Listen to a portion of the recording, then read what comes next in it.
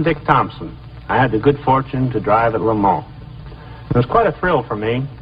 Part of this was due to the fact that it was the first time a Corvette had been entered. That's what I drove, and that's what I'm still driving. Right after Sebring, in April, I was talking with Briggs Cunningham, and he suggested we take a Corvette over to Le Mans for practice day to see what it would do. Well, within that same week, we shipped the car over by air, checked it out on the track, and came back home. We found out what we wanted to know. It was feasible to enter the car. We figured it would have a good chance to make a good showing. As it turned out, we were right. The 3 Cunningham team Corvettes came over as part of Cunningham's personal baggage, 20 tons of it. The cars were then driven from Le Havre to Le Mans. Cunningham also entered a new experimental E-type Jaguar. The Camoradi USA team entered a 4th Corvette, as well as 3 birdcage Maseratis. Fortunately, all the Corvettes arrived with very little damage. If you'd seen those stevedores at work, you wouldn't have taken any bets. Our foreign cars received a lot of attention from the French people. I guess they hadn't seen any Corvettes to speak of. And let me tell you, driving through some of those narrow streets was just about as hairy as the track at Le Mans. Good practice, though. At Papa Dion's garage in Le Mans, our mechanics worked over the cars, adjusted them, made last-minute changes. Brakes were adjusted and readjusted. With a heavy car like this, they're mighty important. Even the heads got spruced up between practice runs. As you know, good mechanics can just about make you or break you, especially in a 24-hour race. Actually, Le Mans is tougher on the cars than it is on drivers. Most Europeans didn't consider the Corvettes to be serious contenders. After all, this was the car's first entry, and they felt the heavy weight was a decided disadvantage. The one thing they didn't count on was the power. A couple of days before the race, the teams take practice runs on the track. On race day, there'll be over 200,000 people in those stands. Some Porsches are awaiting their turn. That's a fast back-end MG, built especially for the race. Did real fine, too. That's Zora Duntov of Chevrolet, Lee Lilly of the Camoradi team, and John Fitch. Fitch has probably driven more European races than any other American driver. The cars pull right out on the course here as compared to the United States practice of going up to the end of the pit lane before you come out. Each pit has its own man with a flag to bring them out on the track. The walls around the course are made up of wicker, backed up with about 10 feet of earth for crowd protection. Makes it kind of rugged if you foul up. My co-driver, Fred Windridge, lost a wheel in practice doing 150 down a straightaway. The car skidded a little, but he got it stopped okay. His story afterwards was that he saw a wheel in his mirror and said, "Uh-oh, some poor sucker lost a wheel." 2 seconds later, he found it was his. Our Corvettes are pretty well squared away by now. When I went over in April, we had a 3.7 rear axle ratio and got 6,200 RPM down the straight. Now, just before race time, we headed down to a 3.3 rear and still got 6,200. That picked up about 15 miles an hour on the straightaway for us. Pre-race inspection of the cars lasts almost a complete day at Le Mans. The officials make certain each car meets all rules and regulations. They look over the majority of the car's parts to see that no special equipment is being used. And they can be pretty hard to persuade, let me tell you.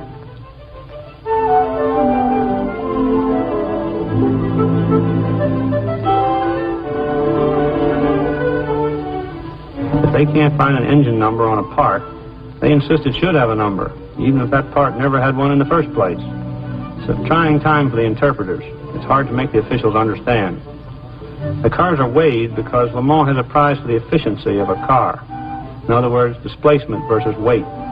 Naturally, the Corvette was the heaviest car entered, about 3,000 pounds. We had the biggest engine, too, 4.6 liters. We had a practice lap around the 8.3-mile course, 4:28, without pushing too hard.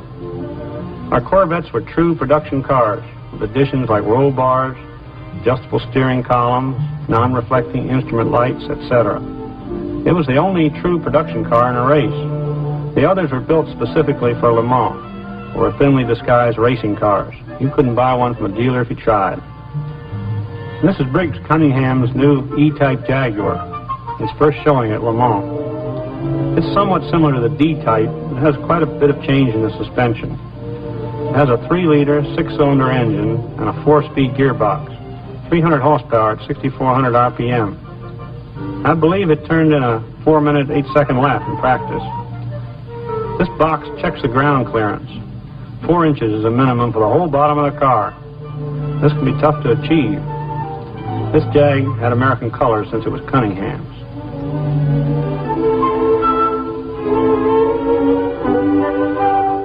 The Ferraris, like that red one, went with 12 cylinders, 5-speed gearbox, an engine capable of hitting 7,400 RPM, and had a fast 4-minute, 1-second practice lap. Over in the background is one of the French DBs. These small cars were out to win the award given the car most efficient for its engine size. These events take place 4 or 5 days before the race. As you can see, there are thousands of people already there. It's a holiday week, something like Indianapolis.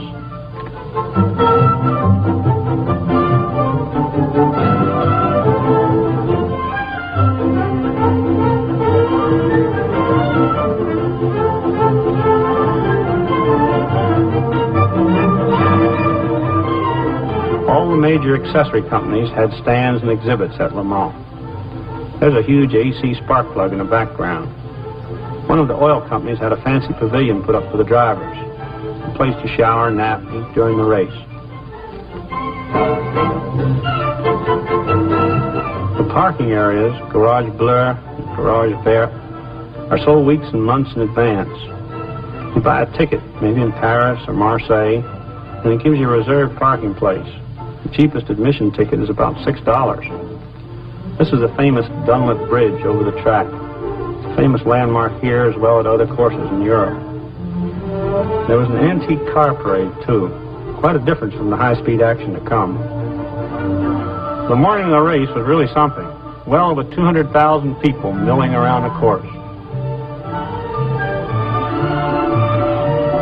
These are the 3 Cunningham Corvettes coming on the track and lining up in the pit area. Camoradi's Corvette was number 4. The different colored headlight covers were Briggs's idea to tell the cars apart. You couldn't read the numbers, but you could spot the colors at quite a distance. It worked out real well. The Corvettes were a main attraction during the whole race week. Sports car enthusiasts from all over the world gave them a real going over, especially the engine. As I mentioned before, not many people gave them much of a chance in the race. Everyone felt they were just too heavy to compete against the smaller cars. The Corvairs received much attention from the crowd, too. They were used as official cars.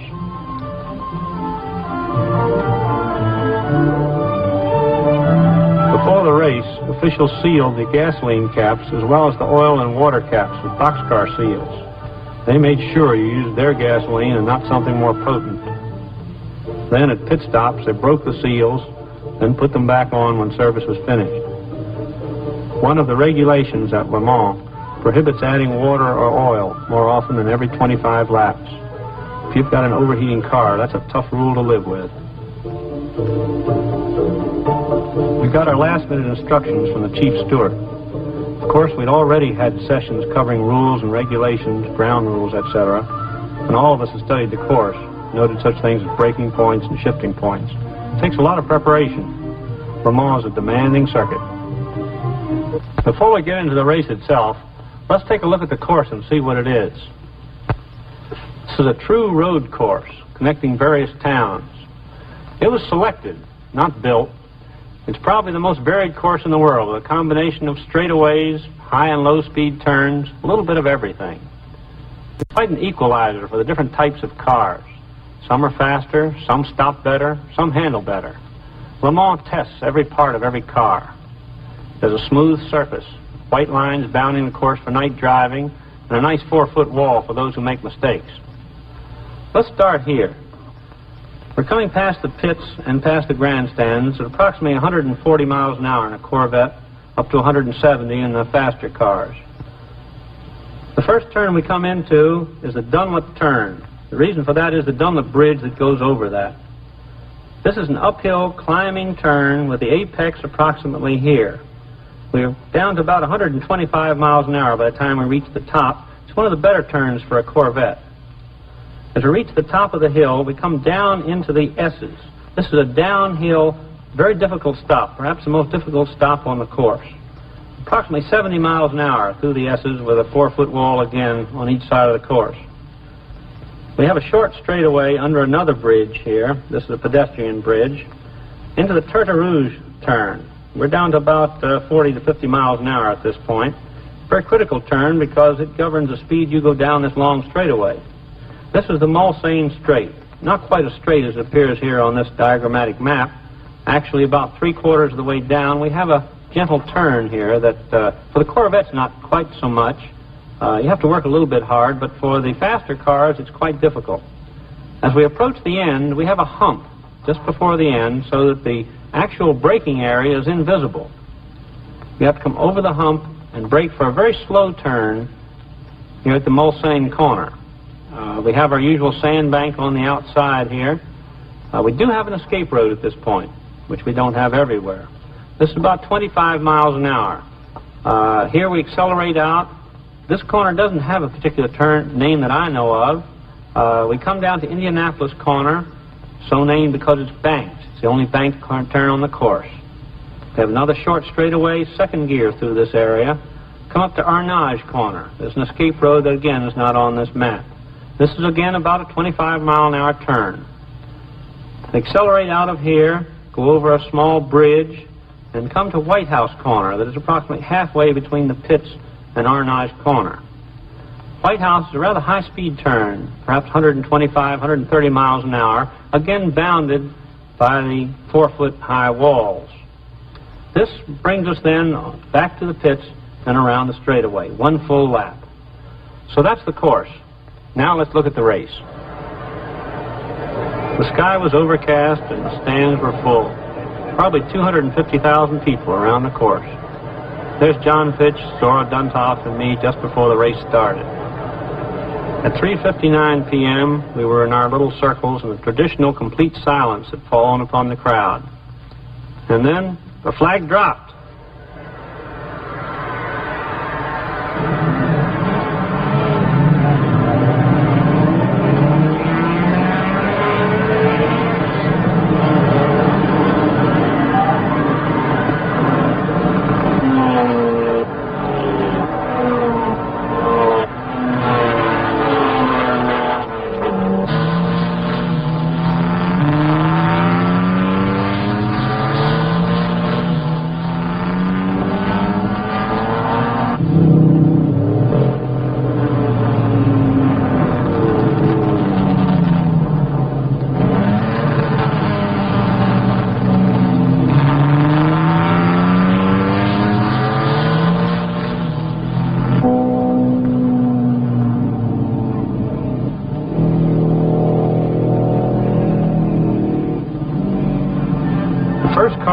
Was Camoradi's Maserati, driven by Maston Gregory, after taking off 20 cars behind. After 1 hour, his average speed was over 121 miles per hour. Next came 3 Ferraris, driven by Von Trips, Mariessa, and Rodriguez. During that first hour, I had quite a battle with the Ferrari coupes. At 5:37 p.m., Von Trips and Scarfiati ran out of gas with their works Ferraris. 2 of Ferrari's cars out of the race before they ever made their first pit stop. You just don't expect that sort of thing from a professional outfit. This is Mulsanne corner at the end of the Mulsanne Straight, over a 90-degree turn. More than one car used that escape road, I can tell you that. The Corvettes break down from 150 to 25. Quite a test of brakes. The Europeans forecast early brake failures for us, but we had no brake trouble on any of the 4 cars. As you can see, the drivers respect this turn. No sliding around here. They get slowed down for sure. This is the famed Arnage corner, 2/3 of the way around the course. It's quite a slow turn, as you can tell, down to 25 or 30 miles per hour. Acceleration is extremely important at this point. After an hour or so of battling with the Porsches, I just walked off and left them. It was pretty unexpected. We were quite proud of that achievement. The Maseratis were far the fastest down the straightaway, 170 miles per hour. The Ferraris weren't quite as fast, but more durable and better designed for this race as it turned out. The Ferrari coupes were just about as fast as the sports cars, believe it or not. Their streamlined shape did it. Of course, the sports car would out-accelerate the coupes coming out of a slower turn because of its much lighter weight and increased horsepower. Our Corvettes were actually racing against the Ferrari coupes. On the straightaway, we were hitting over 150, surprisingly fast. We were the fourth fastest make in the race. That's pretty impressive for a Grand Touring car. The Ferrari coupe, however, was even faster down Mulsanne and about 600 pounds lighter, so they would out-accelerate us out of the corners. One thing we did have on them was high-speed handling. We could go through the high-speed corners appreciably faster. This, combined with excellent brakes, kept us in contention. Here's a car pulling in for a first pit stop. When Gregory went in with his Maserati, a burned-out starter kept the car in for an hour. Chuck Day took over then, but their lead was lost. In fact, they were 11 laps behind, and the Ferraris were controlling the race. Camoradi lost another Maserati when Muniran's car stopped on the course with a short circuit in the electrical system. This was our favorite turn, under the Dunlop Bridge. The Corvette did better here than on any other turn. It's a nice, long, fast turn. The faster the turn, the better the car likes it. We had a little more trouble on the shorter turns because of the weight. The Essex. They were an interesting pair of turns, radical changes in camber.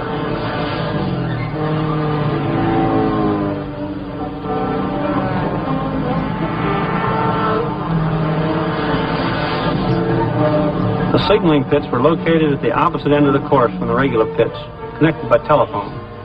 They didn't want to expose the signalers to the high speeds past the grandstand. There's one of the first Maseratis to go out. Within 4 hours, all of them were out of the race.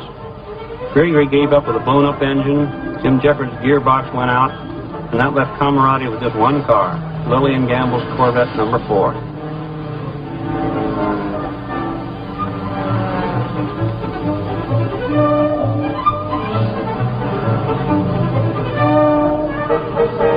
At the end of 2 hours, our number 2 Corvette was only about 1 minute behind the Ferrari GT, and we were ahead of all the Porsches, 2 of the Maseratis, and all the Aston Martins. Camoradi's car was moving up too, and things looked very good for us. The speed past the pits ran about 140 for the Corvettes, up to about 160 for the faster cars. Pulling out of the pits in this traffic was really something. Then about 6 p.m., the rains came and the track was flooded. Things really got rough out there. The Ferrari GT, driven by Blanton, crashed just after the Dunlop Bridge turn. The car was demolished, but Blanton was uninjured. A virtual wall of rain forced Kimberly's number 1 Corvette off the track at White House, and he flipped. Spilled gasoline, caught on fire, and burned the ignition wiring off the engine. If this hadn't happened, perhaps he could have made it back to the pits. The car could have finished the race after a few repairs. But you can't repair a car on a course. It must get back to the pits.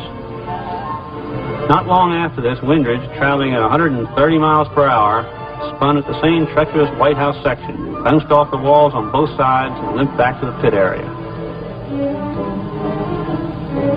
Notice the sparks as the headlight wires hit the wet pavement. He was very fortunate to be able to get it back. It took about 2 hours to get it ready to race again. You can't race at Le Mans without proper lights.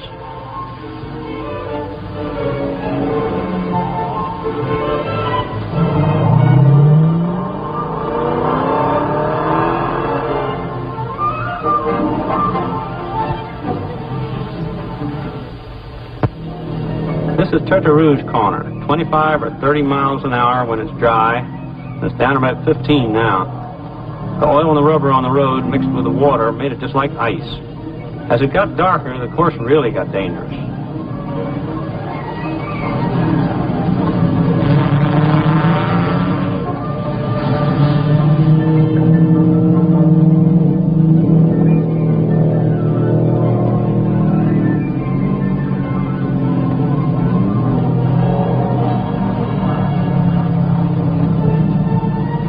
Here's Corvette number 3 switching to special rain tires. The cars ran very well in the rain. Everyone was pleased. Our good windshield wipers helped a lot, too. Some of the open cars actually got water on the inside of their windshields. That plus water on the driver's goggles presented a real problem. The rain and the spray from the cars literally blinded you at times.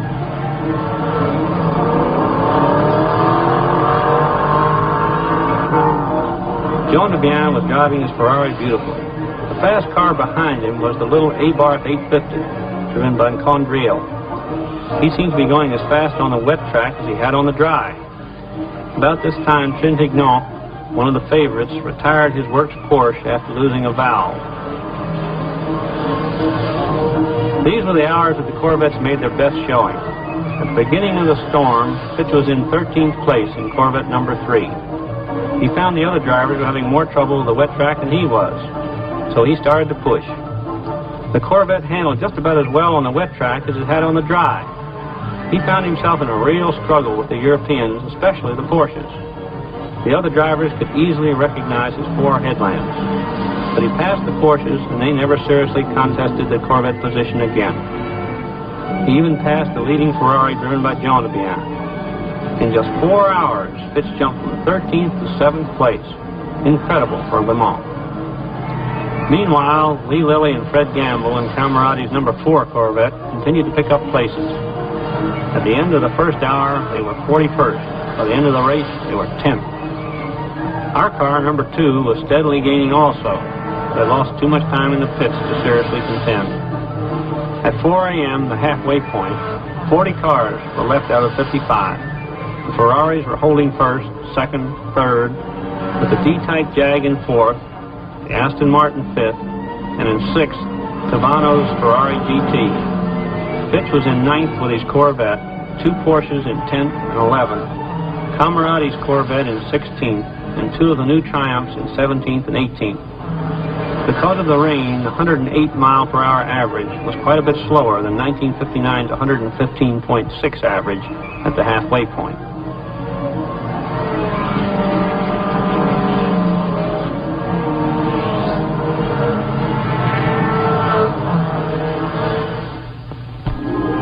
Sunday morning, the weather cleared, and it was a beautiful day.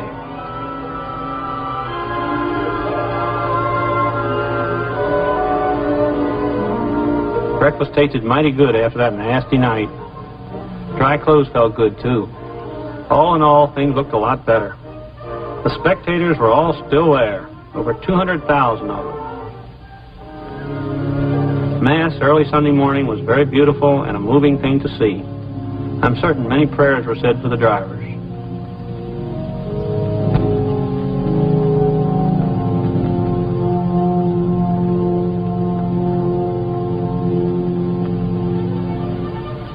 Our number 2 Corvette was still in the race and still picking up places. We were really punishing it, too, but it was giving no trouble. Amazing after the beating it took on a spin-out.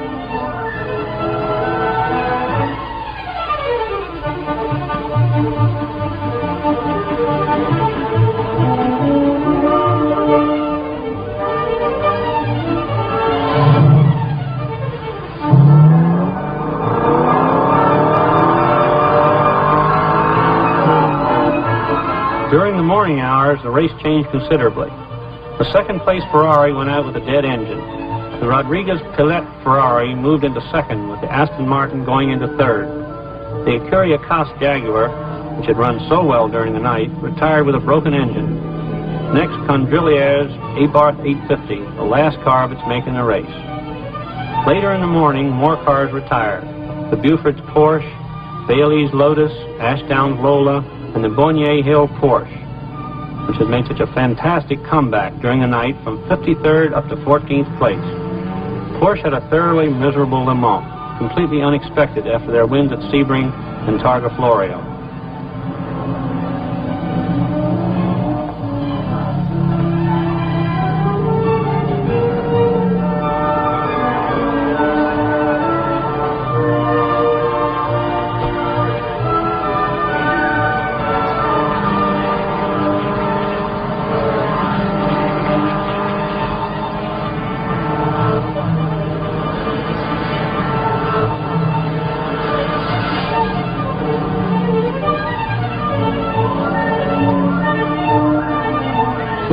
hours to go, Corvettes 2, 3, and 4 were still picking up places, and we were pushing, believe me.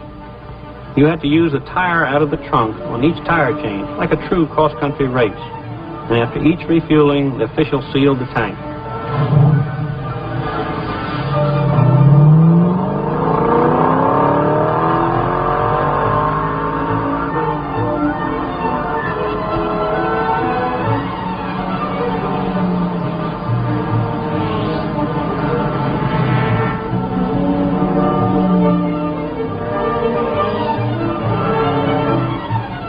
You can see the bales of hay along the roadside to protect both the spectators and the drivers. The 4-foot walls along the side of many of the turns are not quite so soft. Here you get a good look at those famous sandbanks. I was in that one myself. Had quite a job digging out. The Ferraris were still hogging the race. 2 works car in first and second, then 4 GTs in fourth, fifth, sixth, and seventh, plus another one in 10th. Third place was Salvador Clark's Aston Martin, only competitive British car left in the race.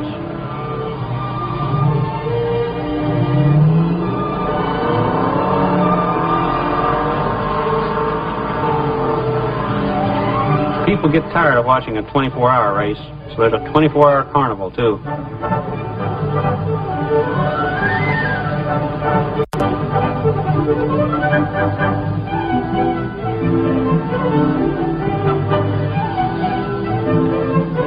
Some people get real tired.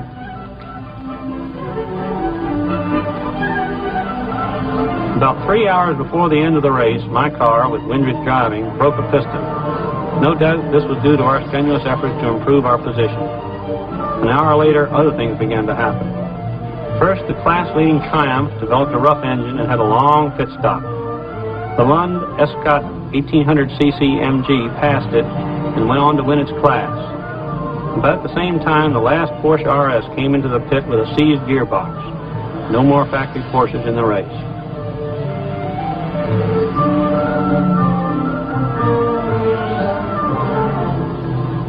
There was also plenty of excitement in our pits. Fitch's Corvette was running perfectly cool at 175 degrees when he came in for a pit stop. In the rush to service his car, a crew member removed the radiator cap to check the water, and the pressurized water shot out. Then they couldn't get it all back in. After a couple of laps, the engine began overheating. Under the rules, you can't put water in under 25 laps. So they brought it in every 3 laps and packed about 25 pounds of ice around the engine. We all learned something here. Don't touch anything until you have a reason to. The crowd really got a kick out of it, though. They cheered at every ice stop. Really gave it an ovation when it crossed the finish line.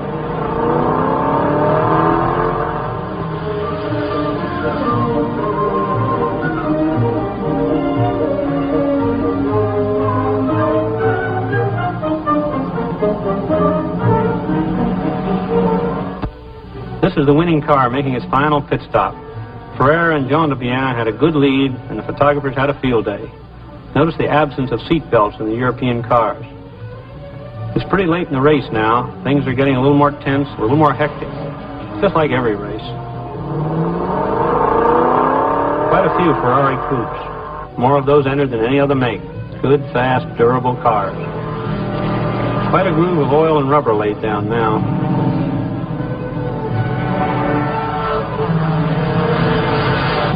The S's, toughest stop down on the course. The European scorers are very experienced people. Didn't make a mistake the whole race.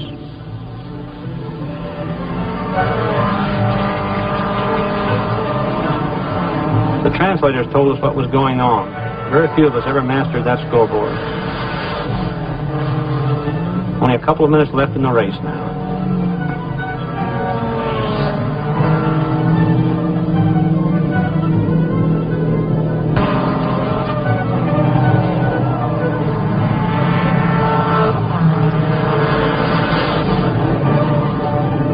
Here's the end of the race. They're tired, dirty cars at this point. They're not going very fast because all the positions were assured at the finish. This is often the case. Only 25 cars left out of 55 starters. A real test of endurance.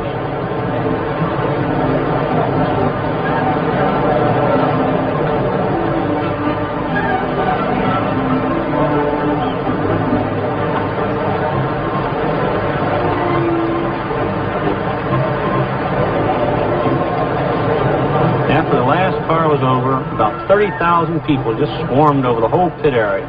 It took about a half an hour to get the cars back. We just couldn't move them, a real sea of people.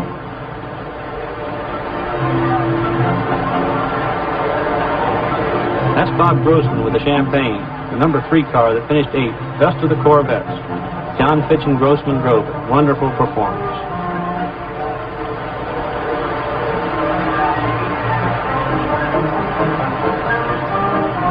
The fellow with a cowboy hat pushing through the crowd is Oliver Jondebian, the winning driver.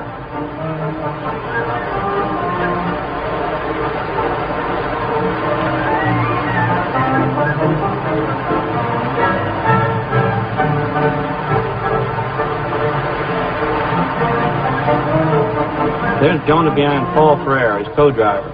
They're mighty happy, and they should be. They both drove a beautiful race. This was Jondebian's second win. He took the 58 race with Phil Hill. Average speed for the winner, just over 109 miles per hour. So that was Le Mans for 1960. Here are the remaining 15 finishers. Second, Ferrari, Rodriguez-Pillet. Third, Aston Martin, Clark Salvadori, 2-year-old car. Fourth, Ferrari GT, 5th, 6th, and 7th. And then our number 3 Corvette in 8th position. Aston Martin and number 4 Corvette. This was Camoradi's only finishing car. 11th and 12th places went to Porsches, with an MGA, Lotus Elite, and a Triumph TRS filling out the top 15. The Corvette surprised a lot of people over there. We were quite happy over their performance. The brakes lasted very well, and they were fast down the straightaway. Not enough to catch the Ferraris, but there were an awful lot of cars that didn't catch the Ferraris either. We beat an Aston Martin, and that type of car won the race last year. The 2 Jaguars entered didn't finish, although the older D-type car did a fine job. It was running in the first 5 until the last few hours when it broke a crankshaft. The Porsches just weren't fast enough and didn't last. The Maseratis proved to be very fast, but they all retired early in the race. So, the first 4 Corvettes did amazingly well for a first-year effort. Number 1 flipped, no fault of the car. Number 2 almost finished, even after a pretty bad smash-up early in the race. 30 cars didn't finish the race. Of the 25 that did, 2 were Corvettes. 3 marks were represented in the first 10, Ferrari, Aston Martin, and Corvette. We beat out and outraced cars that cost 2 to 3 times more money. We beat them with an honest-to-goodness American production sports car. All in all, we placed ahead of 11 other makes of cars. I think the combination of Cunningham, Camoradi, and Corvette did a mighty fine job.